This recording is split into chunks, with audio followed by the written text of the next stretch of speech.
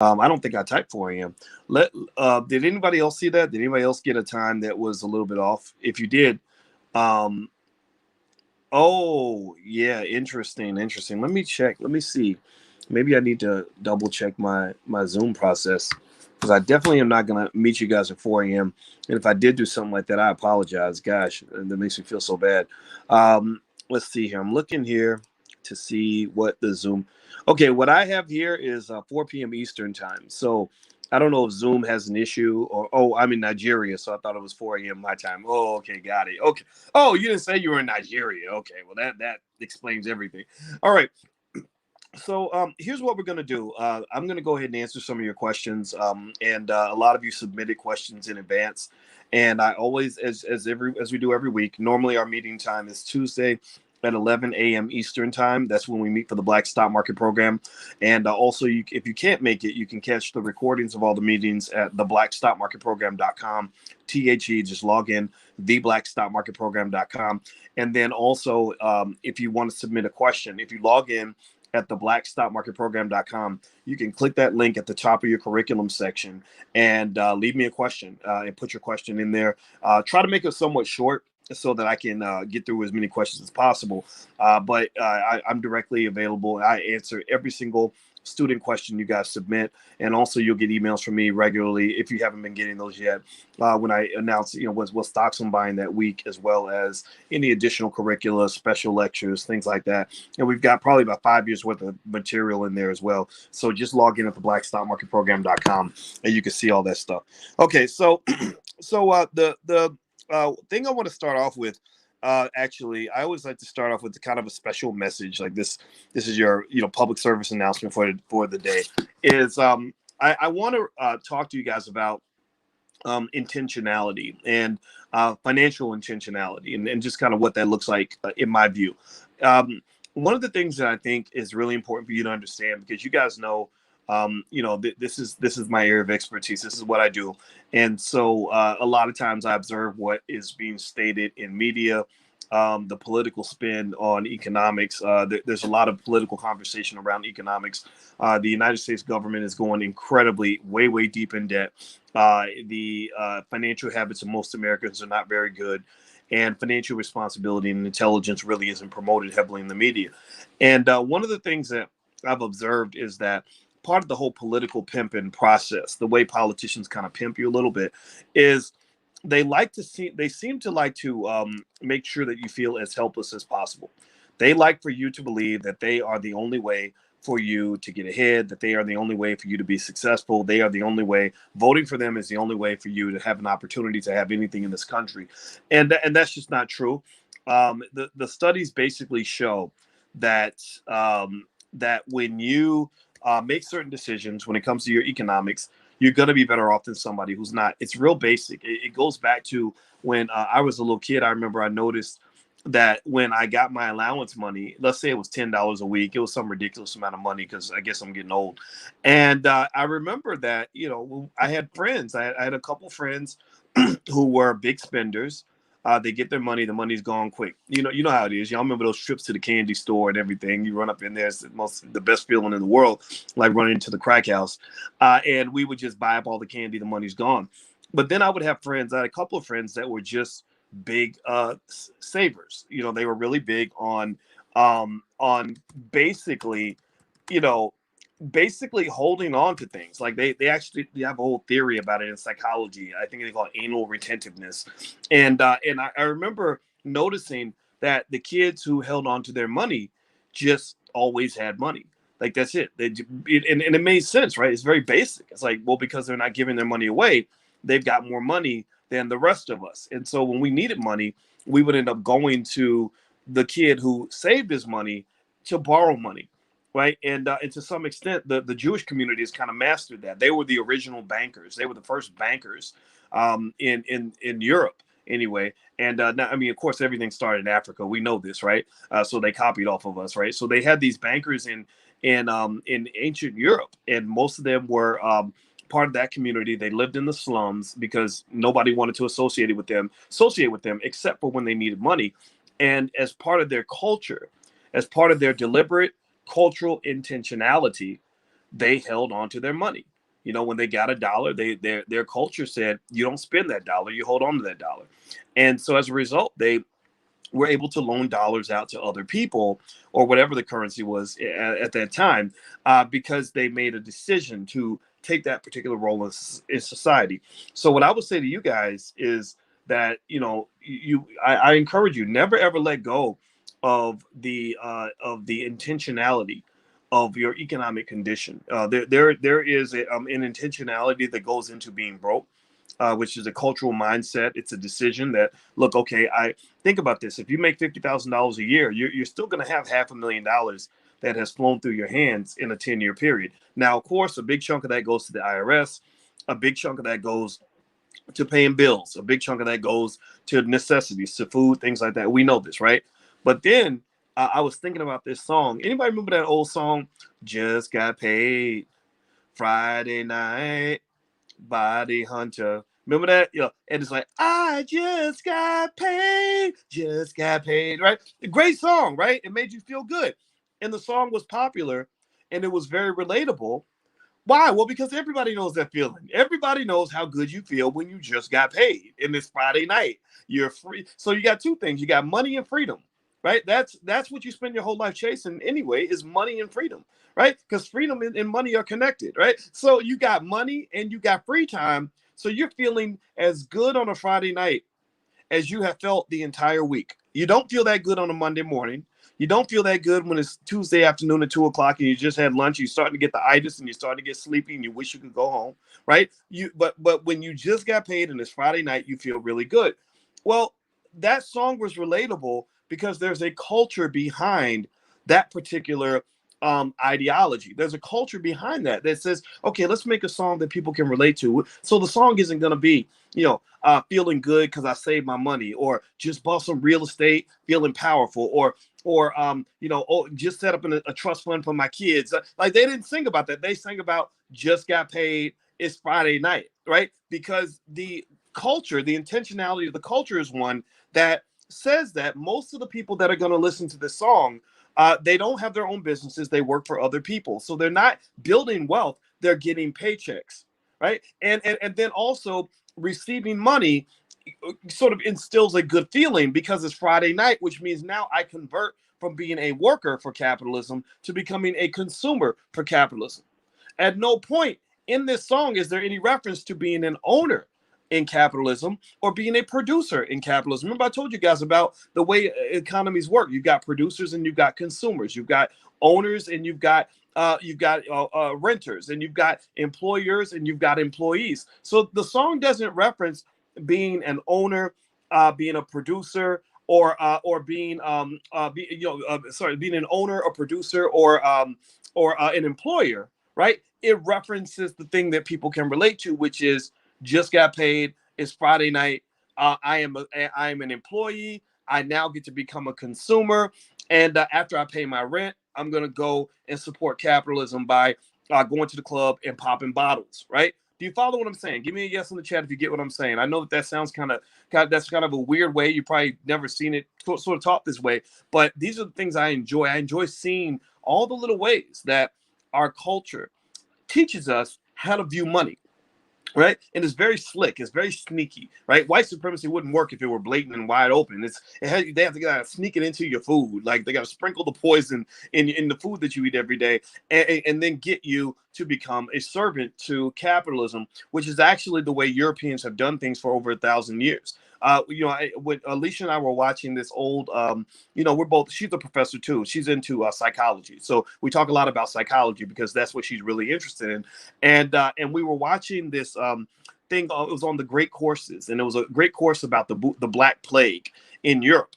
And one of the things they talked about was the economic system in Europe 1,000 years ago. Well, 1,000 years ago, the economic system was very similar to what it is right now. You had 90% of the people who were trained to work extremely hard at very low wages to support the lifestyle of the top 10%. The top 10%, the nobility lived well. Everybody else was a worker. Everybody else was a peasant, right? So in general, the opportunity that you have in America is that you actually get the chance to switch roles. If you can overcome your programming, then you can go wherever you want. right? If you can just sort of get away from like and just say, okay, this is not what I'm going to do, then you can go in a different direction. So the slavery is a little more subtle now. And as I mentioned, I love to mention to you guys that I don't think they're ever going to pay reparations for slavery, not anytime soon. But they've been giving you preparations for slavery since you were a child. So when people say, "Well, why is it that the public school system doesn't teach financial literacy? Why they teach everything else? They can teach you how Billy can have two daddies, but they can't teach you anything about about how to balance a checkbook or how to build wealth." Well, that's because that's not their job and not their goal. They don't want everybody thinking the way the billionaires and the millionaires think, because then there will be no workers to support the billionaires and the millionaires. Okay, so just keep that in mind. It's very important. Intentionality is really important. So be very intentional about how you train your children. Wealth doesn't tend to happen by accident. It tends to happen because somebody made a conscious decision or a conscious effort in order to get there. So I'm going to answer a few of your questions now. The questions that have been pre-submitted. Like I said, every week we will meet Tuesday. We always meet Tuesday at 11 a.m. Eastern for those of you who are new.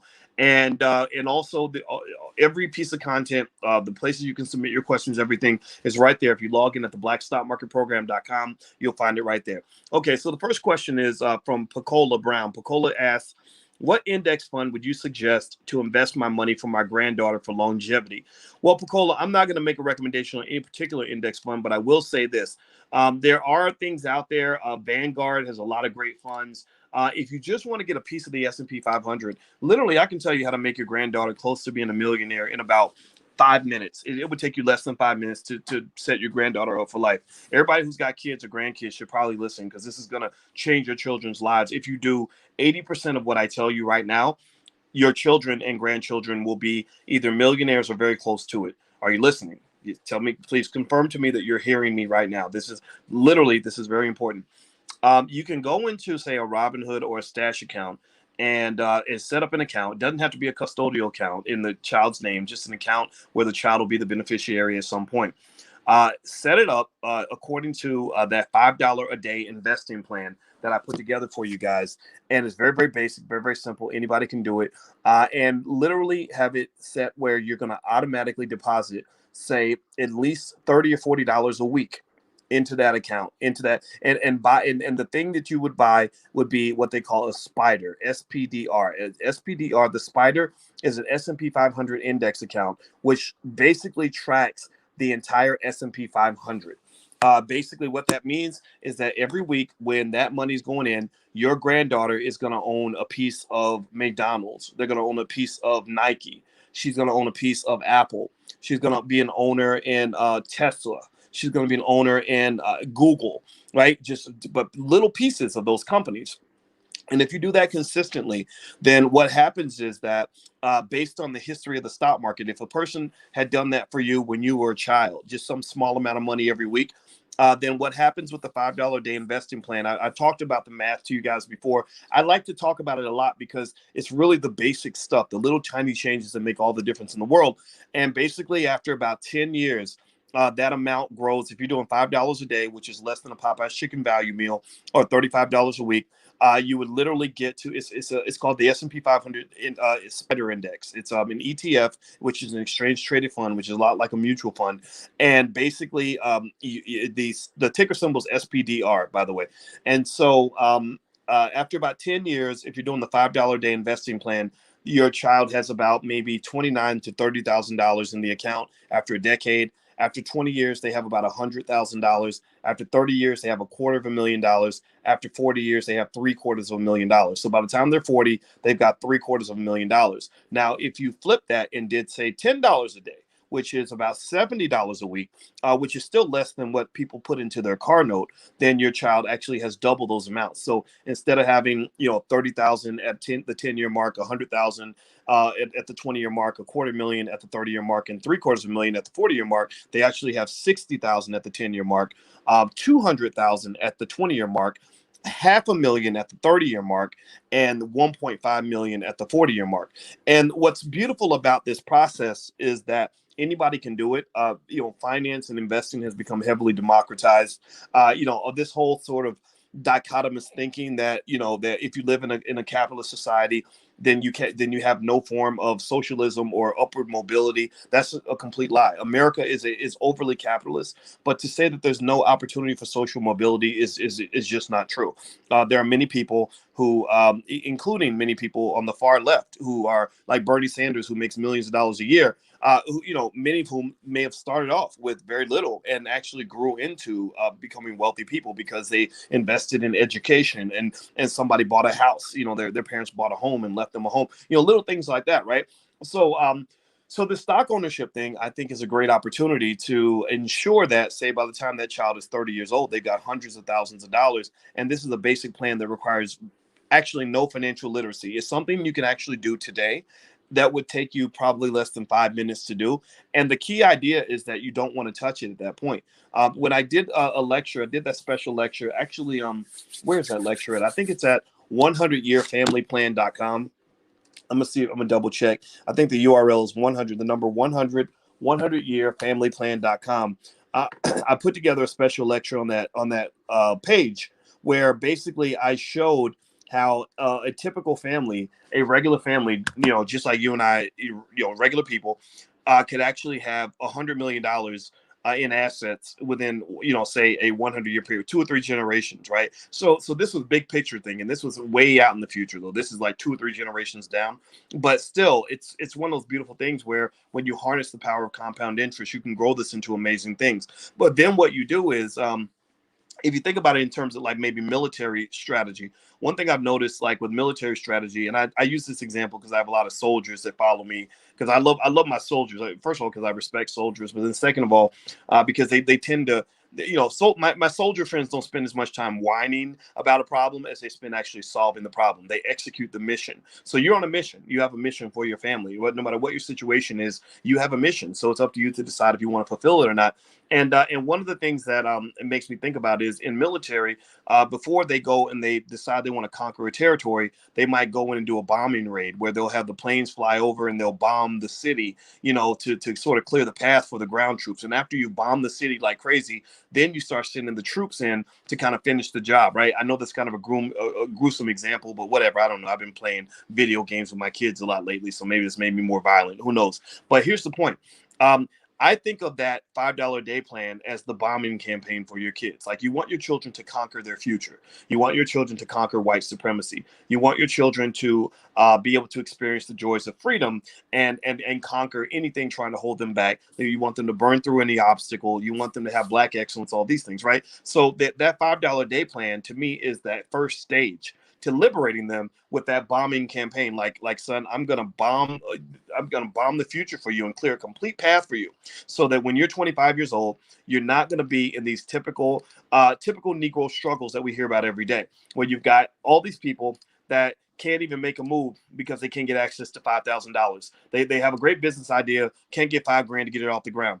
They really want to own a house, but they can't get 10 grand to go buy a house, right? Or they really want to quit their job, but they can't quit their job because they're so deep in student loan debt that they can't get out of it. So you're kind of bombing the future and clearing that path. I'm saying now you have no excuses. But then remember, after the bombing campaign, you send in the ground troops. So what would that analogy be? Well, to me, the ground troops would be preparing your child to be economically intelligent enough so that they know what to do with that opportunity. It's one thing. It's like if you think about basketball, it's one thing if I can clear a path for you to get an open shot, but it's another thing for you to know how to shoot the basketball. If it doesn't matter if I could give you the most wide open shot in the world, but if you throw the ball over the backboard, then it doesn't matter. It doesn't matter if I get you open, you're going to waste the opportunity. So the reason that most wealthy families lose all their wealth within 1 or 2 generations, 70% of wealthy families lose all their wealth in 1 generation, 90% of wealthy families lose all their wealth in 2 generations. The reason wealthy families lose all their wealth in 1 or 2 generations is because they did not go in for the kill. They did not complete the job. They cleared the path for the kids, and the kids threw the ball over the backboard because nobody taught them how to dribble and shoot. So for you, what you do is you want to make sure that your children, before they receive any other piece of these ridiculous educational curriculums that are out there, I see Norman says teaching our own. I'm sorry, but I think smart Black people, intelligent Black people, meaning the people that are in this room right now, we got more sense than everybody else. I'm sorry. The world is stupid. The world is crazy. A lot of y'all are like me. You were born on the wrong planet. You were born on the planet of ignorance and debauchery and, and rappers rapping about killing people and having sex with the devil and selling their vagina for $2, right? You live in a crazy world. So you've got more sense than the rest of the world does. So what you do is you use that common sense to say, okay, to solve this problem, I'm going to prepare my kids to go in for the kill. If you have two people and you hand each of them $500,000, their mindset will make all the difference in the world in terms of what happens to that money at that point. It's like NBA players. You got some NBA players who take their $10 million a year salary and they're going to flip it into $1 billion. They're going to be billionaires before they're done because they're smart, like LeBron James. But then you got some NBA players, like maybe Antoine Walker, who, you give him $10 million a year, the money's gone, right? Mindset is everything. Training and skills, everything. Even with LeBron, I doubt that LeBron has taken a bunch of classes on finance and investing, but I bet you the people around him have. I know that LeBron sends the people in his camp to school to learn the skills that he may not have because he says, my specialty is playing basketball. I'm focused on that. But you need to go to the Nike facility and learn how to negotiate contracts. You need to go to culinary school so that you can become my dietitian. You need to go and study with the people over at Fidelity or at the Harvard Business School to learn how to manage my assets. And then boom, you've got a great team. So with your children, if you prepare them when they're young, right, you groom them to be the children of a wealthy family, right? That's a different type of grooming. That's a different type of education. Public school will teach them how to be worker bees. Even state universities teach them how to be worker bees. Well, you're building wealth. You've cleared the path for your children. You've gone on the bombing run. So you've cleared up, opportunities for them that 95% of our kids don't even have. So your educational process has to be one that teaches them how to manage assets. For example, I have a friend whose father was wealthy. She actually lives in Africa. Her father was very wealthy from cows, and her grandfather had cows, and her great grandfather had cows, and they literally passed this generational wealth through cows, from one generation to the next. And then her father passes, and she becomes the head of the family empire. And suddenly she's sitting in meetings with investment advisors and real estate people and lawyers and dealing with all the complexities that come with being rich. Well, there's a grooming process that she had to go through to be ready for that, right? So you have to groom your children to know what to do if they've got $500,000 in the bank so they don't go out here and act like a damn buffoon. Right? Because you got too many buffoons out here that literally do things with money that don't make any sense. So make sure your child understands the fundamentals of how the stock market works, of course. Real estate, how to acquire real estate, just the very basics of that. And lastly, the skill of how to run a business. They don't have to be a business owner. They don't have to be an entrepreneur, but they should understand the basics of entrepreneurship so that they can have the kind of creative thinking necessary to take that 500,000 or 300,000 that you leave them and flip that into $1 million or more. It's very easy to do if you know what you're doing. It's very hard to do if you don't. Okay. So intentionality and culture. Plan your empire. It will not come by accident. Nobody's going to give it to you. It will not come through a lottery ticket or a record deal or an NBA contract. It's going to come from you making a plan and you planting the seed. Got it? Good. Okay. So let me go to your next question here. Charity Johnson asks, these are pre-submitted questions, by the way, if you just came in. In your opinion, are these stocks more of a long-term play or a stock option play? Okay, you list a lot of stocks here, Charity. I don't know the details on every stock. I'll look at the ones that I know. I see Workhorse and Afria, looks like APHA, which Afria is a cannabis company. I see Afria and Workhorse as option plays, meaning that I used to own Workhorse in order to sell the options. Now, those of you who bought Workhorse, just know that there's a big class action lawsuit happening with Workhorse where a group of investors are alleging that the stock price was artificially pumped up by management by basically overstating the potential that they were going to actually get that U.S. Postal Service contract to make those electric vehicles. So there are a lot of people alleging various types of fraud. and you can participate in that lawsuit. Just Google it, look it up, and you can reach out to the law firm and become a part of that suit if you are a shareholder. I personally made a lot of money from Workhorse because I wasn't waiting for Workhorse stock to go up. I just sold the options. And anybody who doesn't know what I'm talking about or wants to learn more about stock options and how they work, I have a whole masterclass on it. It's stockoptionsmasterclass.com. So feel free to go to stockoptionsmasterclass.com if you haven't taken a look. Okay. So the next thing that the next question I'm looking at here is she says, what's the rule of thumb for the number of shares to purchase and in order to really see a 4-digit ROI? Okay, so Charity, if you're talking about a 4-digit ROI, that's pretty big. I mean, I guess you're talking about like 1,000%, which I guess would be 10xing your investment. That's not something that is you know, that's not easy to do in a short period of time. It's very easy to do in a long period of time. But if you're talking about 10xing your investment, meaning I put in, $1,000 and I turned it into 10,000, that sort of fast money thing doesn't typically happen in the stock market.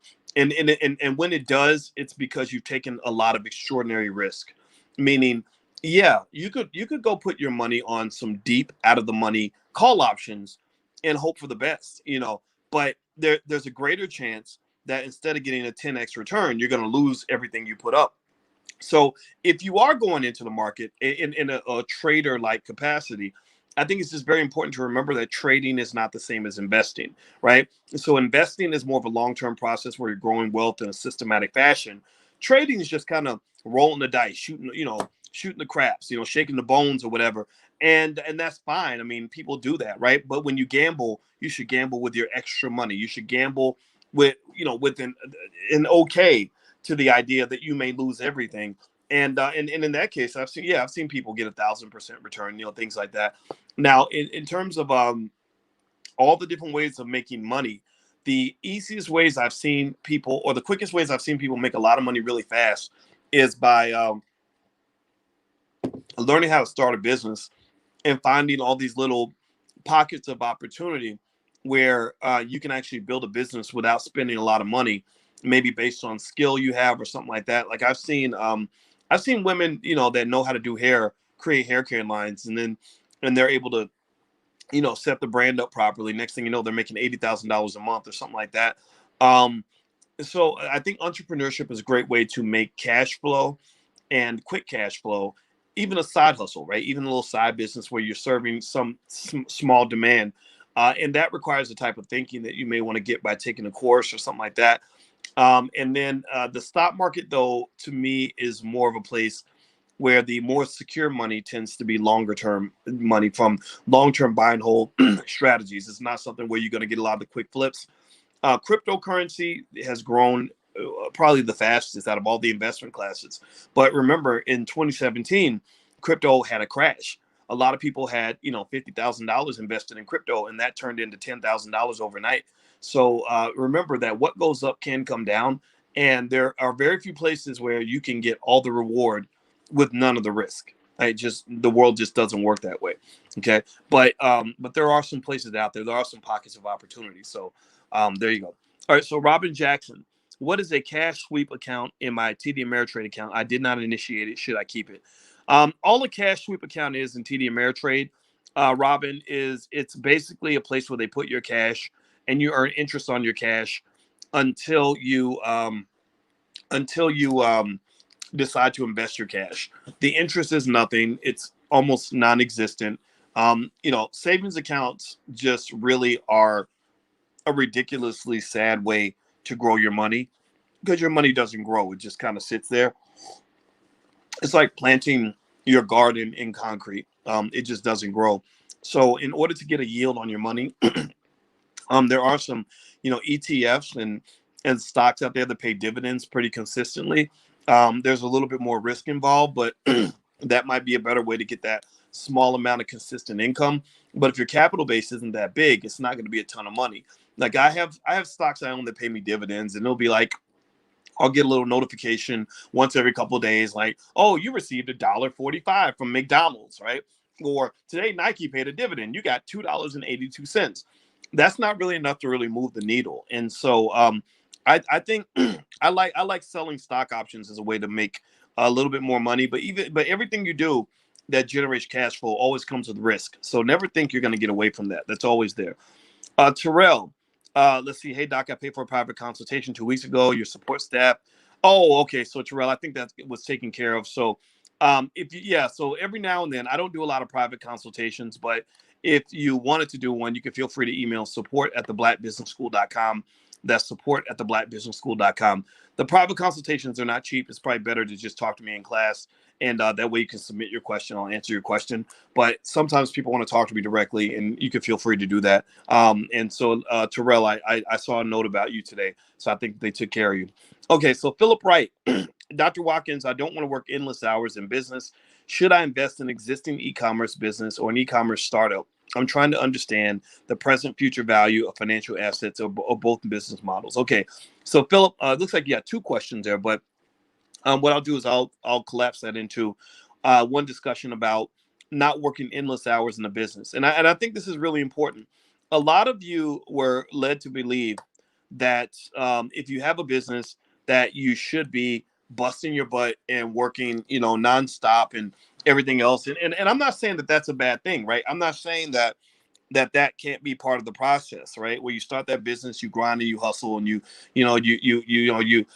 think I think I saw a brother that has a real great platform called Sleep is for Suckers or something like that. And I immediately said, wow, I like this guy a lot. He's smart, but I don't agree with that. I think sleep is for everybody, and I love to get my sleep because sleep is a part of my mental health. If I don't get enough sleep, I'm grumpy. My body starts to do weird things. And actually, there was a person who a guy who studied cancer, and he studied thousands of cancer patients around the world. And one of the things he found was that your likelihood of getting cancer, according to this person, was linked to how much sleep you got. Sleep was one of the factors in determining whether or not people get sick and have cancers. And it makes sense because when you sleep, your body is supposed to, that's when it regenerates itself and all that. And so knowing yourself is really important. He also said that it was just as a little factoid. He linked it to, I think it was sleep, drinking enough water, which I got water right here. He said, literally going to the bathroom, getting those toxins out of your body, right? Just basic stuff that makes sense, right? And I remember learning this a long time ago that when I was thinking about the things that anybody seen that, I know it's a little bit of a tangent, but I promise you it's worthwhile. Did anybody see the movie Soul by Disney? Like Disney did a movie called Soul that had Jamie Foxx in it, and it was a really good movie. And basically, it was about sort of your soul and being in the zone, and really, whether you can be in a good zone or a bad zone. If you're in a bad zone, you're like stuck in a rut, and your life isn't worth, it doesn't have much meaning. But you're in a zone that way too. You're hypnotized by whatever crappy mediocre life that you've chosen, right? Well, then you got other people that go into the zone where they're just, playing basketball, or they're a great artist, or they're a great musician or writer or whatever, right? And so one of the things that was interesting about the movie and the point that was made, which I thought was really great, was the whole time, and they always do this in movies, by the way, it's called the hero's journey. Like a lot of these movies have the same blueprint. And one of the things about his hero's journey is in the beginning, he's looking for one thing. And at the end, he gets the thing he's looking for, but realizes that the thing he really wanted was with him all along. So the whole movie, and this is a spoiler alert for anybody who hasn't seen it, but the whole movie, he wants to be this famous jazz musician. He wants to perform with the best jazz artists and everything. Like, that's a big deal. Like, I want to be famous. I want to be successful. I want to achieve my goal, right? And then he gets that. But then he looks back on his life and realizes that actually the essence of life kind of came from the little things, like, eating your favorite ice cream, or sitting to have a good conversation with your special friend, or I don't know, a nice walk in the park, on a Sunday afternoon. And I identify with that really well, because that was something I remember figuring out myself was, I spent all that time wanting to do all the all of these sort of surface things that all of us aspire to, right? It's like, okay, yeah, I'm gonna go out here and I'm gonna become really successful, and I'm gonna make sure everybody knows who Dr. Boyce Watkins is, and I'm gonna make money, and I'm gonna be highly educated, and I'm gonna win awards and all that, right? And I got all that, right? I've given speeches all over the planet. I've been on TV probably times now, maybe 500 times or so, I don't know. I've made plenty of money and all these other things. And it was great. It was really fun. But here's what I figured out 20 years ago, maybe 15, 20 years ago, was I realized that really wasn't the key to my happiness. I realized, I said, man, this is terrible. Now that I have these things, I realize that I don't care. I don't, and maybe that's what it is. Maybe it's part of the process. Sometimes you got to get it in order to know that this really isn't the thing. Right. And if you ever see like really successful people who have $1 billion in the bank, who are like depressed and suicidal and on drugs, I believe it's because they really haven't found their joy and they haven't found their true purpose.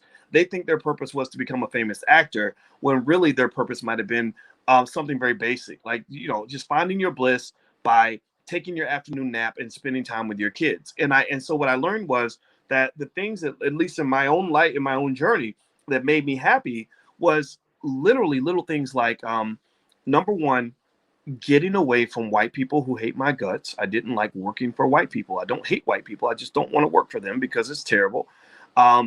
Sleeping in, getting a chance, on days where I want to sleep in, I'll sleep till 11 o'clock because I want to sleep until I don't want to sleep anymore. Right? Everybody thinks I don't sleep because I work a lot. No, I work a lot because I love what I do, but I sleep all the time. I take 2 naps a day, sometimes 3. Taking my afternoon nap. I wouldn't trade anything. There's no job you can offer me anywhere right now that would make me give up my afternoon nap.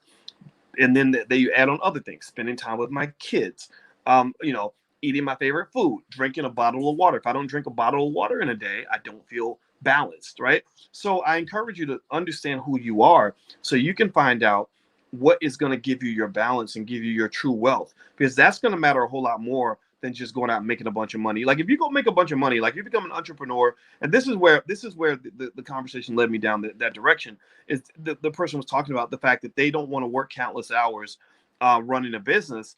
Well, you got to think about that when you go run a business. Like, don't go do something just because people said you can make more money doing it.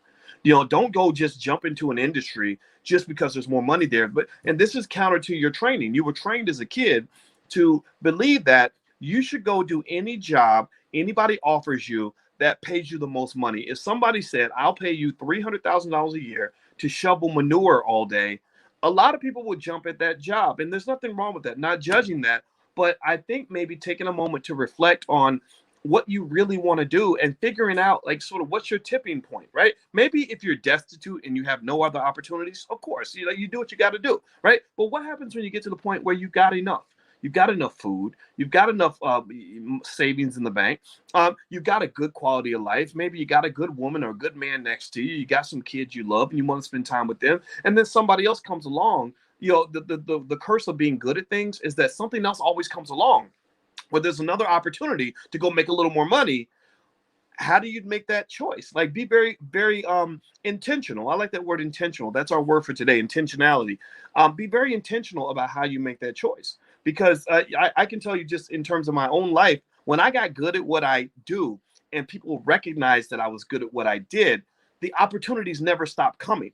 There's always another opportunity for me to do another interview. There's always another opportunity for me to give another speech and to get paid plenty of money to give that speech. Another opportunity to write another book. Another opportunity to take another trip, right? But you know what stops me is I say, no, me and my 10-year-old are going to the park today, and that is more important than coming on to the Breakfast Club, right? Or I promised Alicia that I would watch Star Trek with her tonight, and I'm gonna do that. And that's gonna interfere with my ability to come on your podcast or whatever it is that you want me to do, or to do this other thing for money. Or I don't want to travel anymore. So no, I know I'm giving up money, but I apologize. I just can't do it. Right. So figure out where your tipping point is so you can find the right balance. If you go into owning your own business, remember there's a million ways to skin that cat. Diving in as a full-time entrepreneur is not a requirement for you to generate some of the income that comes from being a business owner. There are situations that might emerge for you where someone else has a great skill and a great business and a great passion. Let's say, for example, I've always wanted to go deeper into the hair industry, and I have some investments there. I want to get more. If somebody comes along and says, I have a hair salon and it's making money, and I need capital to get this thing going, then my job would be, I'd be like, okay, here's what I can do. I can go raise some money to make the investment. And also I can be a hype man. I can tell people about the business to help with the marketing. But I don't want to go into a hair salon every day. I don't want to do hair. I don't want to learn a new skill. That's not of interest to me, right? Remember, your time is actually your most valuable commodity, but you probably have been convinced to believe that money is the most valuable thing you can access. Well, the paradox is that if you're good at what you're doing, and after you finish making the moves that you're making right now, you'll get to a point where money isn't so scarce anymore, and you're going to have to shift back to understanding the value of your time. Do not let people waste your time. It's very, very important. Okay, so next question. Let's see here. These are the questions you submitted. Hold on. I'm clicking here. All right. Next question is from SC. Hey, Dr. Boyce, what would be your recommendation platform or app for trading options in the UK? That's a good question. And shout out to all of the Black Londoners that listen every day. I love you all very much. I love Black London. I cannot wait to see you again. When I went to London and we did an event, and it was totally packed. Like, all you guys came out, and I just want you to know how much I love you. And London is actually one of my favorite cities anywhere. There are a few. I'm going to name a few in London. I got a little list of Saxo Market, Saxo Capital. There's a company called IG, a company called SpreadX, another company called Finco, Fineco. And all these companies allow you to do options trading. Another way you might want to deal with that is go to some of the bigger banks in London and just tell them what you're trying to do, and they can guide you to some sort of platform that will allow you to do that. Same thing is true for any country that you're in right now. Shaquan Talley. Good morning, Dr. Watkins. What would happen to the stock market if the app that I own is no longer available in the future? Don't worry if your app goes out of business and it's a major company like Robinhood or Stash. You're not going to lose your money. Your money is protected because remember, you own the stock. The app does not own your stock. You own that stock. So if I own shares of GE, that's technically a deal between me and GE. I can go to GE and talk to them as a shareholder about the shares I bought in their company. The broker is just the middleman. The broker is the person or the entity that makes the deal happen. They're not the actual owner of the asset. So keep that in mind. Okay, next. Erin Wilson says, does highest implied volatility matter as much when selling a call? What are other things I should look for when deciding which stock to buy for selling options? When I go through my method of looking for which stocks to buy to sell options, I look at implied volatility. I look at trading volume to make sure it's not some company that's too lightly traded. Lightly traded companies are highly illiquid. I look at the history of that stock to see what that stock has done over time. If it's a stock that has had some crazy price swings and 50% drops and stuff like that, I'd be really careful about that. I look at what type of industry the company's in. There are lots of factors that can go into play with that. And so, and actually, that's the next masterclass I'm going to do. I've literally been putting that together for a year, and I'll let you guys know when I announce it. And we're going to spend a weekend, and I'll break down my whole process really carefully. I just want to keep testing it out before I actually release it to anybody. Because if the lab blows up, I want to make sure I'm the only casualty. I'm not going to teach you guys anything that would be harmful to you. So that's why I'm taking my time with this. But I'll let you guys know when it's ready. Don Watkins, can a rollover IRA from a previous job go to an Ameritrade SPDR, SPDR? That's what we were talking about earlier, the S&P 500 SPDR, the ETF that allows you to own a piece of every stock in the S&P. Yes, you can. You can roll over your IRA to any brokerage account you may have. And all you got to do is just contact them and tell them what you're trying to do. And that will allow you to do that. Okay, next question. Terriel Tomlin. Since there are so many different areas on E-Trade, how do I comb through them? I have an E-Trade account. How do I make money? Okay. Well, to learn E-Trade, what I'm encourage you to do is don't try to learn it all at once. E-Trade has a lot of extra functionality. There's just so much in there that you can do. And so you may want to just watch a tutorial. Just go on YouTube and type in E-Trade tutorial, and they'll explain everything and what's there. And then what happens after that is just repetition kicks in. Just practice every day. Just get in there every day, log into new sections, read what's there. But you're probably not going to ever learn every single thing there is to know on E-Trade. These platforms can be pretty complex. There's a lot going on. And it doesn't mean that the complexity should scare you. It just means that you don't have to feel like you have to understand everything in deep detail in order for you to use it. You may just understand the basics. That's okay too. Um, Next question, Israel Richardson. How can teenagers get into stocks in the stock market and start their profile early? Very easy. There are things called custodial accounts. Custodial accounts are available on apps like Stash and a few others, where you can actually get an account in the name of the child and allow the child to control their own assets. I don't use custodial accounts with my children because my children are a bunch of little spoiled brats. I love them to death, but I told them straight up, this is our family money, and you're not going to get it until you earn it. And so we're going to invest for you. And if you act right, then the trust will release funds to you when you get about 25 years old. If you don't act right, like if you want to go take all our money and go spend it on your new boyfriend or something like that, that the trust will not allow that to occur. So ultimately, I that's my personal point of view, but I do think it's okay to allow them to have something in their name that allows them to trade consistently. But I'll tell you what, I'm not going to lie. It's really hard sometimes to get kids into money and investing. Some of you are lucky. I know in the Black Millionaires of Tomorrow program, we have a lot of teenagers that are literally making more money than most grown-ups that literally have accounts of like $50,000 and stuff like that. Because they just naturally took to it. Like I was like that when I was 12. I wanted money. I wanted to, I was selling candy door to door. I was delivering newspapers. I got my first job as soon as I could. Like I literally started working in a restaurant when I was 14. I started selling candy door to door when I was 12 because I wanted to have money. But sometimes, when you raise these kids in the suburbs or whatever, where they never know scarcity, they've never known what it's like to not have enough food in the refrigerator, or to have things that they want and they can't get it. Like to go in, I remember going into a Wendy's and I fantasized about having enough money to eat at Wendy's. I swear to God. I remember thinking, my God, these cheeseburgers are $2.50. I can't afford to eat here. Right. And I remember thinking, man, it would be really nice. This is how stupid, this is the mind of a 8-year-old. But I remember thinking, man, I can't wait till get enough money where I can go to Wendy's and eat whatever I want, or I can go to the movies and I can get the $4 popcorn and a drink to go with it. Like those are my fantasies. Those are my financial fantasies.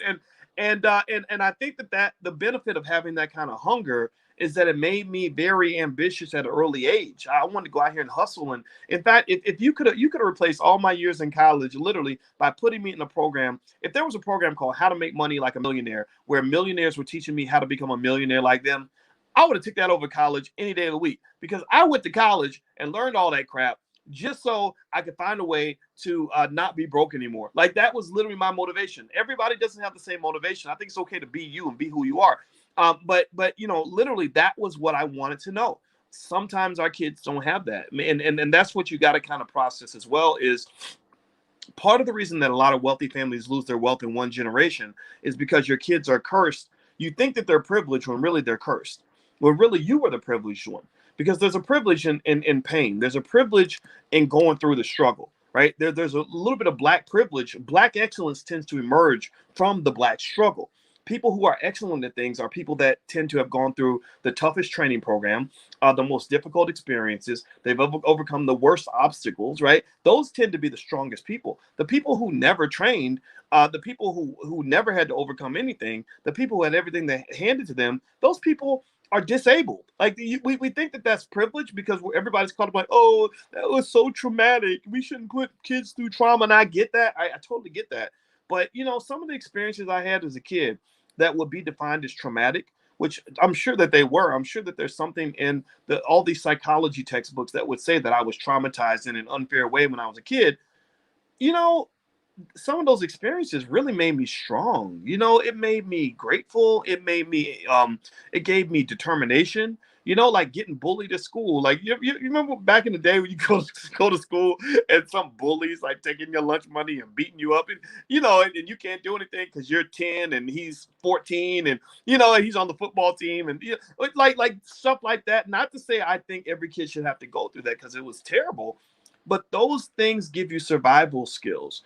And so if you talk about I believe almost every tragedy, almost every difficulty can be flipped into a positive. And sometimes we forget about the positive. We're so focused on people always being comfortable all the time, no matter where they are, what they're doing, or whatever, that we forget that you're making them disabled when you never allow them to go through anything. So it's because I went through so much that I gained the hunger to become successful in so many other things, right? It was because Michael Jordan got cut. He went through the trauma of being cut from the eighth grade basketball team that he was fueled to go on to become the greatest basketball player or one of the greatest players in the history of the NBA. So just always remember the yin and the yang of that.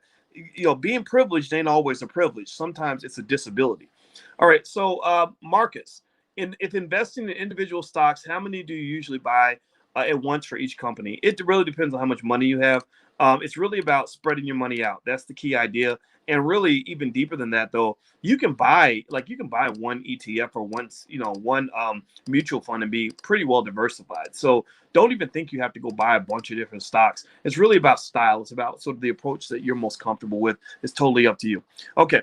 All right. So now what I'm going to do. So by the way, if you want to, if you send an individual question, you want to see your individual answer and everything else where you miss a session, we meet every Tuesday at 11 a.m. Eastern.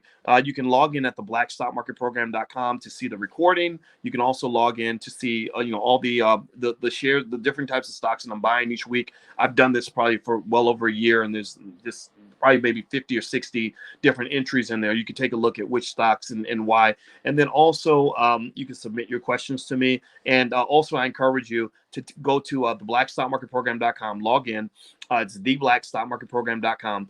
And you can actually go in and leave your question as well and see the curriculum that's already there. There's a ton of curricula there. So if you go in there every day and just kind of watch some videos, not only I personally think that, I don't know, I personally think this is very entertaining and fun to talk about, right? So and I've been a weirdo for years, so you can go back and literally watch stuff that I did 2-3 years ago.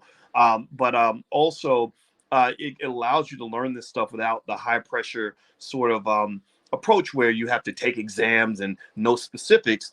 You don't have to know all the specifics in order to become an adequate investor. Okay, so log into blackstockmarketprogram.com. Feel free to do that. And one thing I want to mention to you guys is actually we have the Black Business Lecture Series, which is kind of a Black version of TED Talks with Black entrepreneurs and millionaires that come through the Black Business School to talk about what they're good at. And this week, we've got somebody coming in that's really, really good that you may want to take a look at. Her name is attorney Tanya Nebo.